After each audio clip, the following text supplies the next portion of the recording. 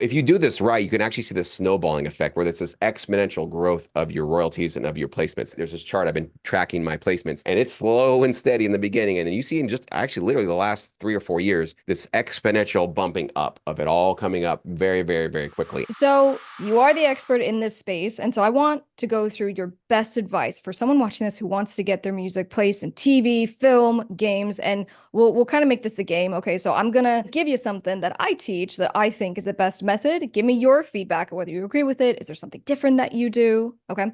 So first and foremost, as far as, the ways to get your music synced, right? So you can try to do it yourself, reach out to music supervisors, you can get signed with music libraries that will go and pitch on your behalf. You can go to these platforms like Jingle Punks and Pond5. So you upload your music and you just sit there and wait for someone to come and find you. What's your take on the best way to get licensed?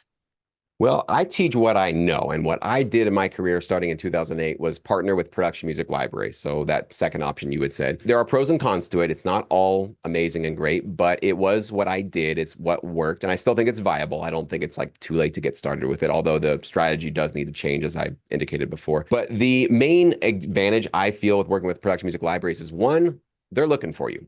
Music supervisors get hundreds of submissions a day. They're not, and even if they do, if you get a hold of them by chance or accident, you're still seen as a potential legal risk to them because they don't know you. You're not known to them. And even though you might say, I'm one stop, you can clear everything through me. Do they really know that? Like there might be some hidden publisher, co-writer that you didn't mention, and then they put up a stink. So usually supervisors want to go with trusted sources first. They're not going to go with somebody through a LinkedIn DM. Let's just be real. That's usually not how they want to go secure their music. Not saying it's impossible, but production music libraries are in the business of having a submission portal. Like every library that I recommend to my students has an email or a portal right on their website. So composers, producers, you want to submit to us? Here you go. A lot of them will also let you know what their terms are, what they're expecting from you, what they can offer in exchange. So that's basically, to me, like the path of least resistance, the least friction getting into an industry where for a publisher, a library can represent you. And I think the biggest benefit for what libraries do is they basically handle the clearance of their entire catalog on day one when you get accepted. So you're already signing the agreement saying basically, hey, library, I trust you. You're going to shop this music any way you see fit. I don't have to sign off on anything. I don't have to clear off on anything. You don't have to get my permission for anything you see fit. Pros and cons to that as well. But the biggest pro for that is that what they're doing and what the service they're providing is it's like they're a buffet of production music. And if there's a reality TV show like the Kardashians or anything like that, and they're going to need 50 to 100 tracks per episode, you can imagine how much work it takes to clear every individual track. I mean, it's just impossible, never going to happen. But if a library comes to a production music or a library comes to a reality TV show producer and says, hey, I'll give you access to my entire catalog. We'll charge you a blanket fee. It's just a one-time fee. Or sometimes they don't even charge a blanket fee as a competitive advantage. They just want as many placements as they possibly can. But they're providing a service to have the least amount of friction for your tracks getting placed multiple times. So for me, what I saw is that, one particular track you have in a production music library can be placed on one show multiple times. Like in one episode, you could have it placed 20 times. And that same track, it's not like it's dead now and it can't be placed again. That same track can be placed in another TV show multiple times and in other markets multiple times.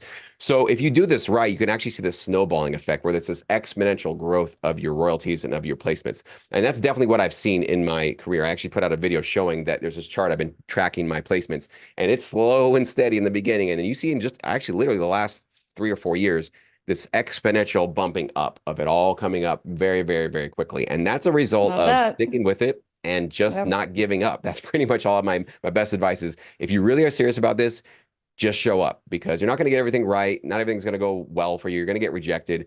But if you're the last one standing and you're still in those opportunities and having those relationships, great things can come to you. So it's about just sticking in there and just showing up.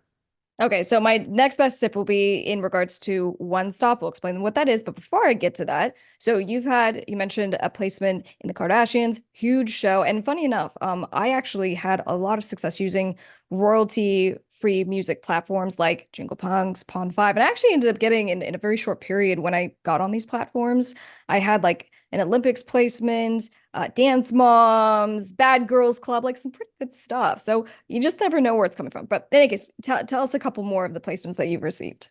Oh, sure. So some of the bigger commercials I've done a Nike commercial for Jack in the Box, Outback Steakhouse. I've done The Voice, American Idol, Succession. You name the cable company or the network, I probably had a placement on it. So Were the you last, writing, yeah, sorry to interject, were you writing specifically for kind of more commercial music, you know what I mean? Or was this stuff that you had made for yourself, your own career?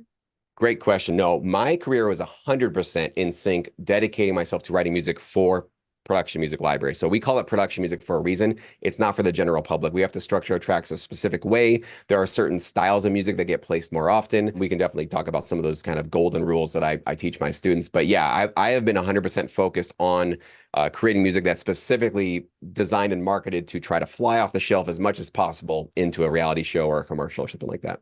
Perfect. All right. So circling back, one stop. So what does one stop mean and why is this a good tip for everyone to know and apply? Yeah, so one stop essentially means that if you were to be lucky enough to get a hold of a music supervisor and they do think that your music is the right fit for the right project and the right time and the right tone, like all these things lining up perfectly, one stop would mean that you have 100% control over the song. You're the publisher, 100% publisher, you're 100% writer, and you can clear it essentially. You can decide and you can write, you can sign all the contracts that need to be signed to say absolutely use this. One reason why one stop is just like music to a music supervisor's ears is it means way less work, way less headaches, and way less problems. But again, even if you are a one stop and they don't know you, that's kind of like an empty phrase. It doesn't really mean much if you're not a known entity. And that's one reason why also production music libraries can be an advantage because they usually have been in business for many years. They've got the relationships already set up with supervisors, and supervisors will go to production music libraries. They're actually doing that more and more these days. So it's kind of, this is an industry of trust, right? It's an industry of your reputation. And so it's Mhm. just, I know a lot of people say, you just got to keep pitching to these supervisors. And I wish you guys all the best. I hope that really works out. I just think that even if you get one placement with all these variables lined up perfectly and they take a big risk by securing your music, do you think you could do that repeatedly over and over again? That's where I see like for libraries, what you can do is you can get multiple repeated placements through years and years and years. And that's how my career was built. So Yeah. Well, it helps, right? Because you go, hey, here's my song that was used in this and this and this and this. So they're like, oh, okay, this was already like cleared, obviously. But as the attorney, the thing that I'm always going to say is it really helps having a contract. It's good to have a contract, just, reflecting, especially if you've worked with people, if you've hired studio musicians, any of the above. But to say, look, I literally have ownership. I'm not just saying it. Okay. And you get, copyright registrations. There's all kinds of things. But always with the contracts, especially if you are writing with other people, nonsense happens when money starts to come in and then, there's just stuff that wasn't discussed. The contract forces you to have those discussions, but also it really helps when someone's like, hey, they're, Spotify saying that someone's filed a claim against you and you don't own this song. You're like, actually, here's the contract. So that's something I'll just throw out there. So circling back to then best tips, one stop, make sure you never give up. But what if someone was just starting right now and they go, look, I have a catalog of music that I've done because I'm a musician, I'm an artist, and it's just my stuff. It wasn't made specifically as production music. What do you tell them? They're interested in getting into sync. I say go look up a great sync agent. So not production music libraries and probably not pitching to music supervisors. Sync agents, think of if you were an actor in LA, every actor has to get an agent to hopefully get them some gigs, right? It's the same thing. A sync agent is essentially going to represent you exclusively to the sync licensing market. They're not going to take exclusive control over your music. They're not going to ask for your publishing. They're not going to ask for your writer share. Usually how most sync agents work is if they love you, they love your music, they think that you can provide some value and they want to represent you exclusively. They usually will give you probably a year, maybe a 2-year term. Usually it's 1 year. And it's just basically saying, hey, give me a 1 year exclusive rights to represent you to the sync market. So I don't want to find out some other sync agent is also representing the same music that I'm representing. I want to have exclusive rights to this for a year. And then you can renew it if they're doing well or not doing well, whatever. And usually what they're going to do is they're only going to take, I have heard 20 to 40% of the sync fee. So the sync fee is just that one-time upfront fee you get when you get a placement. And so they usually, from what I've heard, they do not tap into any of your back-end royalties. So let's say you get a placement on a TV show, a commercial, something that has both a sync fee and back-end royalties. They're probably just going to be taking 20 to 40% of that upfront one-time fee, and then you get to keep all of the back-end publishing and writer share through, your PRO, if it's BMI or ASCAP, CSAC, or wherever you are around the world. That's the deal. And I think the reason why that makes sense is because sync agents are really specialized in original artist music, right? Music that was not meant for TV, but it just might work well for TV. So this is just a great way. I think it's for most probably your subscribers, it would probably be a really good fit for many of them because they maybe don't want to focus 100% on sync. And they're like, it would just be kind of nice to have an extra tool in my tool belt that might get me some more exposure and income. A Sure. sync agent is probably the better fit for you. Yeah, and that's what we talk about on my channel all the time, which is just in the conglomerate of music business and music monetization. I say sync licensing is one piece of the entire puzzle because a lot of, us want to do music and be an artist ourselves, but then we have to monetize. We have to make sure that we are getting sync placements and that we are selling merchandise and that we're doing tours and just all this stuff. But I do have clients and I do have students who do sync licensing full time and they make multiple six figures. So, it's very lucrative. But what you just said as far as sync agent deal terms, 1 to 2 year terms are great. Exclusive, meaning you're only signed with the sync agent, 20 to 40% of the fee goes to them. Typically with these licenses, there's no back-end royalties. So usually it's just, hey, we're putting your song in a Netflix show. Here's the upfront payment and then divvied up. Is that the same as industry standard for music pitching companies, libraries that we were just talking about? No, it's a great question. And that's one of the reasons why a lot of your followers here may not want to get involved in my side of the business. So the standard deal with production music libraries is they're taking all of the publishing. So you are basically becoming equal partners with a production music library. So usually you sign up with them. Some might give you what they call like a consideration fee, kind of like almost like an acceptance fee where they say, and it can range from, it's as low as $100 a track up to $1,500 a track. Kind of depends on who you're working with and what music you're providing. But it's kind of a thing of saying, we're going to put some money where our mouth is. We're investing in you. We're going to put some money in your pocket. So it gives us an incentive to try to recoup and get us as many placements as possible. Not every library offers them, but many libraries still do offer that. But you got to go in eyes wide open, realizing that you are going to be signing over your publishing over to this company. Now, I know that there is a meme out there, and for many artists, it's a very valid meme, is to never sign over your publishing to anybody, right? I know that was a big thing, kind of, we heard all about these horror stories from the major labels and what was going on over there. My point of view on this is a little bit different. I see it as without a production music library, I didn't really have a plan to monetize my music. I mean, I had a dream. I was like, I'm going to be a rock star. I'm going to go tour with my band, do these things. Wasn't making any money doing that. In fact, I was losing money paying to do it. So when the production music library said, hey, we're going to put a little bit of money in your pocket up front, we need to get a little bit cut on the back end, 50-50 with you. You keep your writer share, of course. We keep the publisher share. And then we're going to basically, through our relationships and our sub-publishers. That's a really key part of this. Many libraries have relationships with companies in other markets around the world. So one library you get accepted to might actually get you exposed to like 10 or 20 international markets. So while you're sleeping or making your music today, you've got, I don't know, dozens, sometimes even hundreds of people that are potentially shopping your music to clients, TV and film clients all around the world unpaid, meaning you don't have to pay them up front to do this work. They're going to be recouping on the back end. So if that's really creepy and icky to some people, just be aware that's what's going to be asked of you. The way that I see it is I kind of want to be a little bit more flexible in my thinking, that I want to be not saying, all right, I want to keep 100% of a grape. It's my grape. I'm keeping it. Whereas if I say no to this, I might be saying no to 50% of a watermelon. So which one gives you a little more bang for your buck, right? A 50% of a watermelon is probably a better meal than your 100% grape. And so it's not for everybody. Not everybody has to see things the way I see it, but that's how I've seen it. And the way that I see it is that I am basically for free. I'm creating something out of nothing. My music came out of nothing, and I'm creating this invisible asset called my publishing. And they're saying, hey, as long as you can give us this invisible asset, which doesn't have any value right now, maybe in the future it will, we'll start working for you for free. We'll start pitching your music. We'll try to get it out there. So when I got started in sync, it was my best choice. I really didn't have anything else that was giving me any checks or contracts. So it was the path of least resistance. And it worked out well for me. But again, I just want to make sure you guys know it's okay if that's not comfortable with you. I'm not saying I'm right and everybody's wrong, but that's just my thinking on it. Well, on the comfort level, I'll share my own story. So at the time, I was on a non-exclusive deal with Jingle Punks, and then I was looking to be exclusive because you seem to get better treatment when you're exclusive with these companies. And I was reading through the agreement. This was like when I was, in law school. I was reading through the agreement and I saw what they said about the publishing. So you said this earlier, you go, typically they're going to take 100% of the publishing. But to be clear, I explain publishing like ice cream. Okay. So we have the ice cream machine. It's dumping in, actually two of them, right?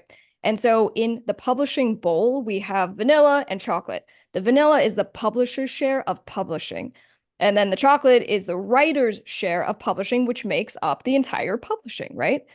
And so what they were doing was taking 100% of the publisher's share. And I just threw a fit. I'm like, no, what? Whatever. And I pushed back really hard on this. And they were having none of it. They're just like, we represent so many people. You're nothing. Go away. But that is something to just understand. That's part of the deal. So just, if you're going to do it, you're going to do it. If you don't want to do it, that's cool. But keep that in mind. Absolutely. And it's not a fit for everybody. In fact, I have a whole series of videos on my channel called Do Not Sync. It's 10 reasons, very compelling reasons why I'm trying to actively discourage as many people as I can, because we're in a bubble right now in our industry. There's too many people, I honestly believe, that just think, it'd be cool to see my music in a car commercial. They're just throwing something out there. And then they see these terms like, oh my gosh, what a scam. It's horrible. It's like, that's why I'm trying to really just be real and prepare people for this is what's in front of you. If it's not comfortable, it's not in your journey, totally cool. Sync agents, again, that's probably the better path for you if you don't want to give up your publishing, if you really don't. And honestly, here's where I think of it. I think there's kind of two camps of music makers. Now, they're not mutually exclusive, but probably most of your audience are bands, singer-songwriters, artists, people that are trying to create, an avenue of income, a fan base, putting out music videos for the general public, right? And that's great. And then there's probably the camp that I sort of am representing, which is people that are just specifically trying to make music for TV and film. They're not actually interested in having a public image. They don't have usually an artist. They don't have music on Spotify or anywhere else, right? So it kind of depends on what's valuable to you. So when I got started, sync licensing I just love producing and making music. I just necessarily want to have a name or get famous or have an online presence.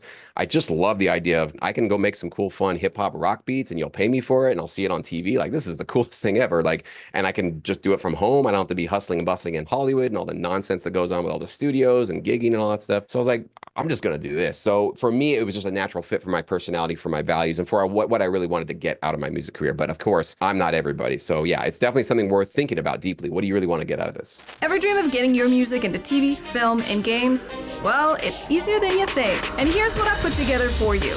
A music library database of 90 plus music libraries, email templates, and a license agreement, all so it's done for you. Go to topmusicattorney.com for sync licensing made easy. Final question. So in the oversaturation kind of thing, and I've argued with people about this because, with new access that's happened even in the last decade, everyone can be a musician and a producer and all the things. And that's great. But that does mean that everyone is one of the things. And so it's like, how do you get yourself heard?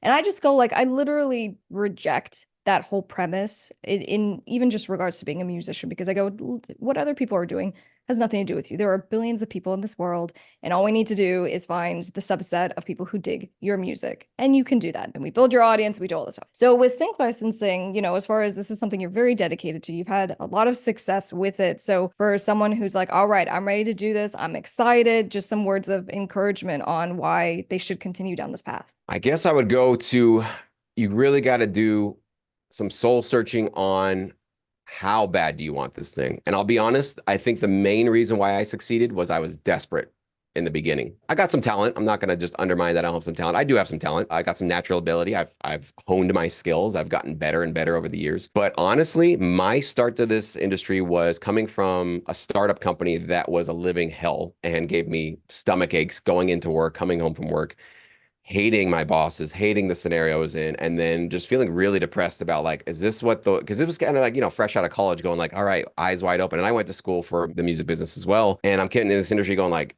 this is it. Like, this is what it's all about. I think most of us feel that disillusionment sometime in our early 20s when we're getting into the work world. And I was just like, where's my future here? I don't feel good about this. And so I actually ended up getting fired from that company. I had such a sour attitude. It was my first job I ever got. And I got like seriously fired. The CEO called me into his office and yelled at me and like in front of the entire organization, like, pack your bags, get the hell out of here. It was like that kind of a really dramatic thing. It was really crazy for me. I've never been fired like that. It was really kind of this weird experience, but the best gift I ever could have had, because what that did, you lose your job, you get panicky, you freak out. Where's my next gig? Where's my money coming from? I had a little bit of unemployment I could rely on, but it was barely getting me by. But I remember I had this opportunity. I'd just been exposed to sync licensing and I'm like, this is it. Like, I got to just do this. Like, I see a path.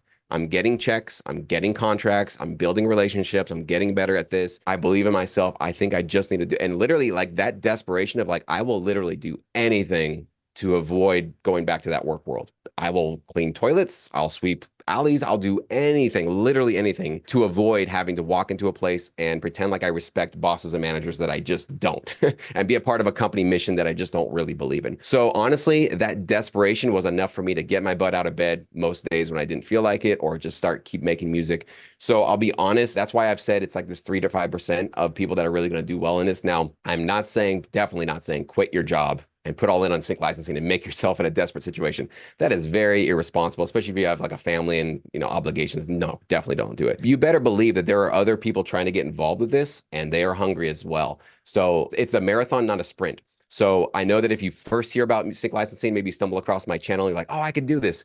Trust me, that's going to wear off in about 6 months to a year. And when that happens, hopefully you can reach out and we can kind of get each other back on the horse. But just know that that's the reason why 90% plus people bail out, because they're not getting a lot of money. They're not getting any placements. And they're like, is this thing even worth it? I had all those doubts in my career. So as I said before, continuously showing up, being hungry and desperate enough to make it work, that's what's going to keep you in that higher 3 to 5%. And where can people get help from you? Do you have courses? Where can we learn more? Yeah, I would say just come check out my YouTube channel. That would be the first place. It's just Sync My Music. You can just type it in. I do have a free 5-part course where we'll give you a sort of understanding of how this kind of business works, at least what my strategy has been. You can get that at my website, syncmymusic.com. But I think my YouTube channel is probably a good first step for everybody, because I try to really be serving both newbies, newcomers, people that are just sort of getting involved, but also people that have been at it for a while. So what you're going to get if you come and be a part of our community at our YouTube channel is you're going to hear, before you get involved, all the pitfalls that are in front of you. And trust me, they're in front of you. You're going to want to give up on music entirely. That day is coming in your future. So it's better that you just have your eyes wide open about this, especially with the AI stuff. And that's what we're kind of talking about now. So yeah, my YouTube channel is probably a good step for sure.